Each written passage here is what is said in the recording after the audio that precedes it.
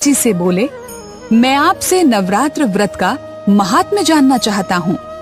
देवी दुर्गा के नवरात्र जिन 9 देवियों को समर्पित हैं, वो परम शक्ति कौन सी हैं?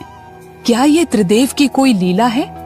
ये सुनकर ब्रह्मा जी बोले, हे बृहस्पति, आप तो देवताओं के गुरु हैं। आप अपनी योग शक्ति के प्रभाव से इस रहस्य को जान सकते हैं, पर जन कल्याण और मानव हित के लिए मैं आपको भगवती दुर्गा के प्रभाव का वर्णन करता हूँ। समस्त विश्व की जननी ही माँ दुर्गा हैं। हे देव, पहले इस व्रत को जिसने किया उसकी पवित्र पृष्ठभूमि मैं आपको सुनाता हूँ। पीठत नाम के एक सुंदर नगर में एक अनाथ ब्राह्मण रहता था।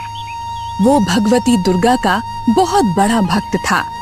देवी की कृपा से सुमति नाम की एक अत्यंत सुंदर कन्या ने उसके घर जन्म लिया। वो बड़ी होती रही और उधर उसके पिता प्रतिदिन माँ दुर्गा की पूजा और हवन किया करते। तब वो भी नियम से वहाँ उपस्थित होकर पूजन करती थी। एक दिन सुमति अपनी सखियों के साथ खेलने लगी और पूजन में उपस्थित नहीं हुई। पिता के बुलाने पर भी सुमति नहीं आई।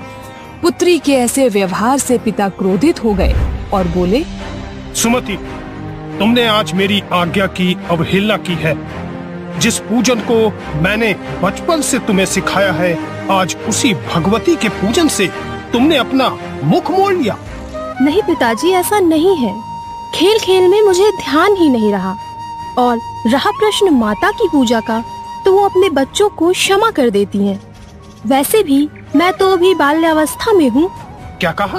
बाल्यावस्था? नहीं, तुम्हारी आयु 21 वर्ष की हो चुकी है। अब तुम इतनी छोटी नहीं रही। तुमने मेरा ही नहीं, देवी का भी अपमान किया है। इसका परिणाम तुम्हें भोगना पड़ेगा। मैं तुम्हारा विवाह किसी कुष्ठ रोगी से करवा दूंगा। इस प्रकार कुपित पिता के वचन सुनकर सुमति को बड़ा दुख हुआ और अपने पिता से कहने लगी, पिताजी, मैं आपकी कन्या हूँ। मैं सभी प्रकार से आपके अधीन हूँ। जैसी आपकी इच्छा हो, आप मेरा विवाह कर सकते हैं। होगा वही जो माँ जगदम्बे ने मेरे भाग्य में लिखा होगा। पुत्री के ऐसे निर्भय वचन को सुनकर ब्राह्मण को और क्रोध आ गया। उसने अपनी कन्या का कुष्ठ रोगी से विवाह करवा दिया और क्रोधित होकर कहा, जाओ, अपने कर्म का फल भोगो।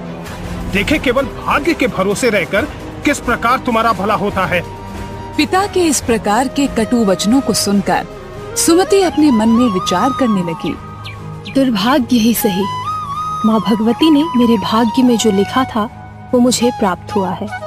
मुझे अपने भाग्य से कोई शिकायत नहीं। इस तरह दुखी मन से सुमति अपने पति के साथ प्रस्थान कर गई। उस असहाय बालिका की ऐसी दशा देखकर माँ भगवती उसके पूर्व संचित पुण्य के प्रभाव से प्रकट हुई और बोली, पुत्री, दुखी मत हो। मैं तुमसे प्रसन्न हूँ। तुम जो चाहो वरदान मांग सकती हो। आप कौन है देवी जो मुझ पर प्रसन्न हुई है? ये सब आपने मेरे लिए कहा है, तो अपनी कृपा दृष्टि से मुझ दासी को कृतार्थ करें। तभी सिंह पर सवार दुर्गा के अष्टभुजा रूप में माता ने सुमति को दर्शन दिए और बोली, सुमति, मैं आदि शक्ति हूँ। मैं ही काली, लक्ष्मी और सरस्वती हूँ।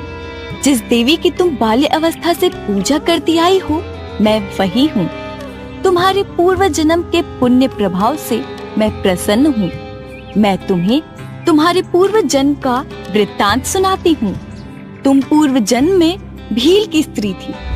एक दिन तुम्हारे पति निषाद ने चोरी की, जिसके कारण तुम दोनों कारागार में बंद कर दिए गए। तुम्हें 9 दिन तक भोजन पानी नहीं दिया गया, लेकिन ये समय नवरात्र का था और इस प्रकार जाने अनजाने तुम दोनों का नवरात्र का व्रत पूरा हो गया।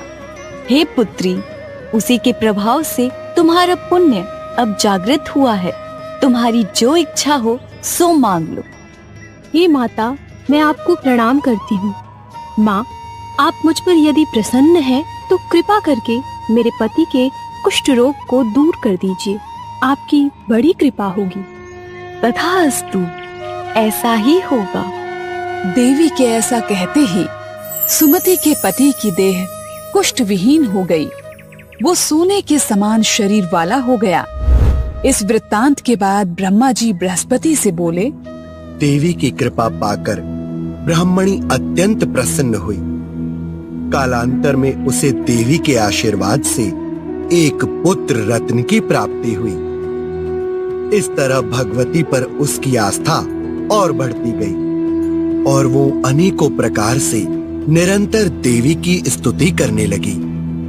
देवी को पुनः प्रकट होना पड़ा और फिर उन्होंने वर मांगने को कहा। हे माता, आप दुर्गति को दूर करने वाली हैं। आपने मेरा सभी प्रकार से मंगल किया है। हे मातेश्वरी, यदि अब आप मुझे कुछ देना ही चाहती हैं, तो अनजाने में किए गए जिस व्रत के प्रभाव से आप मुझ पर प्रसन्न हुई हैं, मैं उस नवरात्र व्रत की विधि जानना चाहती हूँ। और इस प्रकार सुमति के वचन सुनकर माँ दुर्गा ने उसे संपूर्ण पापों को दूर करने वाले नवरात्र व्रत की विधि बताई।